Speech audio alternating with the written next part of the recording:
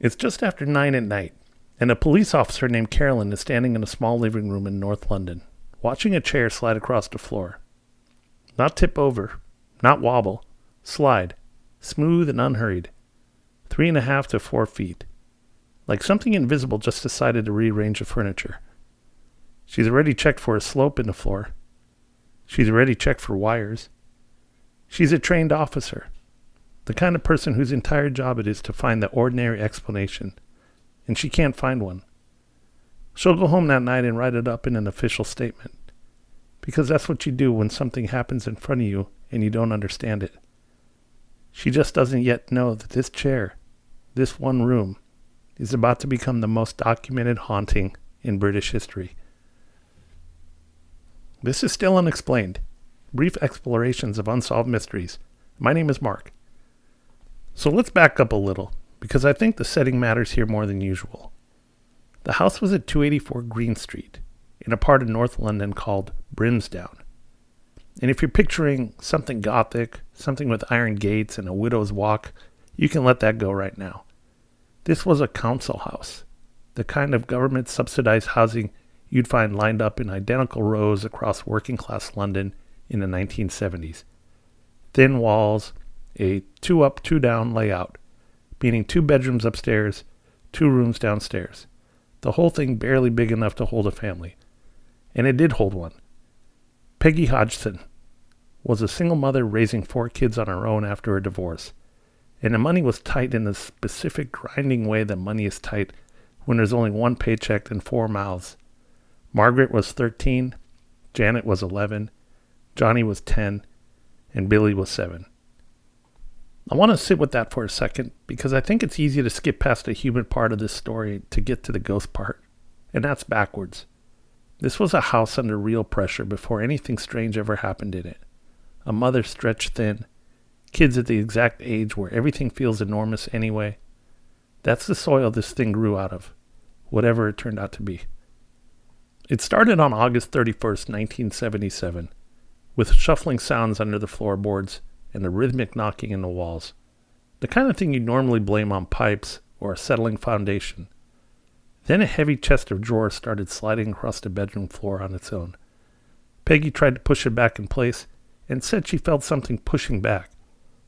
That's the night she called the police, and that's how WPC Carolyn Heaps ended up in that living room watching a chair move by itself. Now here's the detail that turns this from a spooky anecdote into something academics still argue about. Over the next 18 months, more than 2,000 separate incidents were recorded in that house, witnessed by more than 30 different people. Not just a family, police officers, journalists, researchers from the Society for Psychical Research, a photographer named Graham Morris, who took the now famous photographs of Janet appearing to levitate across her bedroom, and who later said he was hit in the eyebrow by a flying Lego brick when nobody was anywhere near him to have thrown it. And then there was the voice. Janet at 11 years old began speaking in a deep, guttural, unmistakable adult male growl for hours at a stretch, sometimes cursing, sometimes cracking dark jokes, sometimes just talking. Voice specialists who studied it later said it was likely produced using something called the false vocal folds, a technique sitting just above the vocal cords that trained adult performers can usually only sustain for a few minutes before their throat gives out in pain. But Janet did it for hours, repeatedly, without apparent injury. This is the voice produced by Janet Hodgson during a trance, recorded in 1978. Hello. Hello. Yeah. Margaret's sleeping, I'm talking. Margaret's sleeping, I'm talking. Margaret's sleeping, I'm talking. Wow. Wow, sleep. With the back on the sleep and he's talking. Sound. The voice claimed to be a man named Bill Wilkins, a former occupant of the house, and it described, in specific and unpleasant detail, how it had gone blind, suffered a hemorrhage, and died in a chair in the corner of that downstairs room. Investigators eventually confirmed that a man named William Charles Wilkins actually had lived and died in that house in 1963 under those exact circumstances. Janet was 2 years old at the time. There was no obvious way for an 11-year-old in pre-internet North London to know the private medical history of a stranger who died before she could form memories. Here's the detail that still gets me, honestly. In 2024, a BBC documentary aired a recording made back in 2004, a caller phoning into a radio program. The caller was Bill Wilkins' actual son, and he confirmed, decades later, that the details in that recorded voice matched exactly how his father had died. That's not something you can easily wave away. The first theory is the straightforward hoax explanation, and I want to give it its full due because there's real evidence behind it. Janet and Margaret were caught on camera bending spoons by hand and hiding tape recorders to fake sounds. A researcher named Anita Gregory studied the case and called it, in her own words, overrated and staged for reporters. A magician named Milber Christopher caught Janet peeking through a door to check whether anyone was watching before something paranormal happened. This theory is compelling because you have actual video evidence of deception, not speculation. But where it breaks down is scale. It doesn't explain the officer's signed statement about a chair with no one near it, and it doesn't explain the Wilkins detail, which nobody has been able to trace back to a source that Janet could have accessed. Then there's what investigators started calling the 2% rule, and I think this one is the most emotionally honest theory in the whole case. As an adult, Janet admitted that she and Margaret faked some of the phenomenon, roughly 2% by her own estimate, mostly during lulls, when the real activity would go quiet and the pressure being watched by researchers and reporters and neighbors became unbearable. Lead investigators, Maurice Gross and Guy Leon Playfair, actually argued that this strengthened their case rather than weakening it. They documented every hoax they caught, right alongside the genuine incidents, and noted that the girls were caught essentially every time they tried something. The theory here is that a frightened, exhausted child, under constant surveillance, sometimes performs the thing everyone's already decided she is, while something else, something she can't control or explain, keeps happening around her anyway. It's compelling because it matches how real kids under real pressure actually behave. But where it gets murky is that once you know someone lied about part of a story, it's fair to ask how much you can trust the rest of it. And there's no clean way to separate the 2% from the 98%. Now, if you want something that fits inside a more scientific frame, there's a psychokinetic energy theory, sometimes just called the stress battery idea. Parapsychologists who study the case noticed that the phenomenon seemed to spike alongside the girls' emotional states, and pointed to one date in particular, December 14th, which researchers noted was the date of Janet's first period. The theory suggests that a body under the specific strain of early adolescence, combined with the trauma of a broken home and financial fear, might somehow externalize that stress physically. I'll be honest, this is the theory that sits heaviest with me. If it's true, that's not a ghost story. That's a child's body trying to scream in the only way it had left. It's compelling as a psychological read on the timeline, but it asks us to accept a casual link between human emotion and moving furniture that nobody has ever demonstrated in a lab, which is a big ask.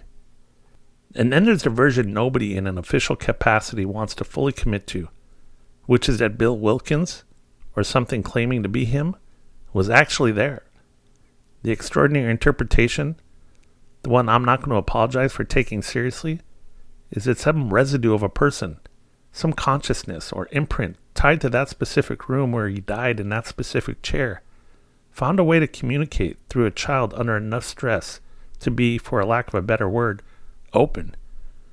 It's compelling because the Wilkins detail is generally hard to explain any other way, and because 30 plus witnesses over 18 months is not nothing. Where it breaks down is that we have no mechanism, no way to test it. No way to replicate it under controlled conditions. It would take exactly the kind of evidence poltergeist cases never produce on demand. A repeatable, verifiable communication that couldn't have come from any living source. Last, the skeptical read deserves its own space, separate from the outright hoax argument. Some researchers have proposed that what looked like ventriloquism, physical strain, and a household primed by tension and suggestion could add up to something that felt utterly real to everyone involved, without requiring either fraud or the supernatural. Human perception under stress is not a reliable instrument. 30 witnesses agreeing something happened doesn't mean 30 witnesses correctly interpreted what they saw. This read is reasonable, right up until it runs into that Wilkins detail again, which keeps refusing to fit neatly into anyone's box. The Hollywood version of this story, the one most people actually know, isn't really this story at all. The Conjuring 2 put Ed and Lorraine Warren at the center of this investigation, complete with a demonic nun that had no connection to anything that happened in this house. In reality, the Warrens showed up uninvited for exactly one day. Guy Leon Playfair, who did the real work alongside Maurice Grosse, later said flatly that he thought Warren was trying to hijack the case for profit. Grosse, for what it's worth, had lost his own daughter, also named Janet, in a motorcycle accident about a year before the case began, and by every account he saw something of her in the girl he spent months trying to help. That's not a detail Hollywood had any use for, and I think it's the most important one. By 1979, the activity had mostly faded out, the way these things tend to. Janet grew up, eventually went by Janet Winter, and built a quiet private life away from it all. She said as an adult that they played what she called the odd little game, but that underneath the games, something real and frightening happened to her. The house on Green Street is still standing. People have lived there since. Nothing like 1977 has happened again, as far as anyone said publicly. But I keep coming back to that chair.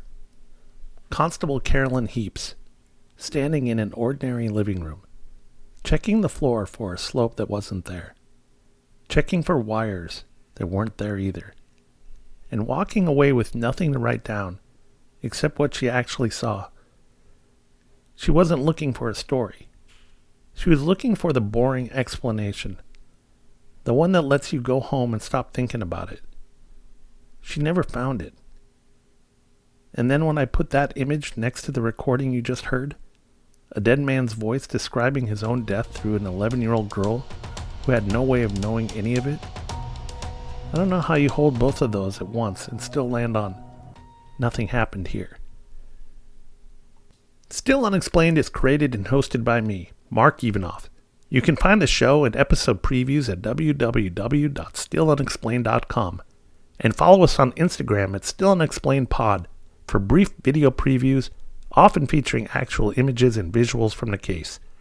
Please follow wherever you listen, leave a rating or review, and share it with someone who'd appreciate it. I'll see you next time. Thanks for listening.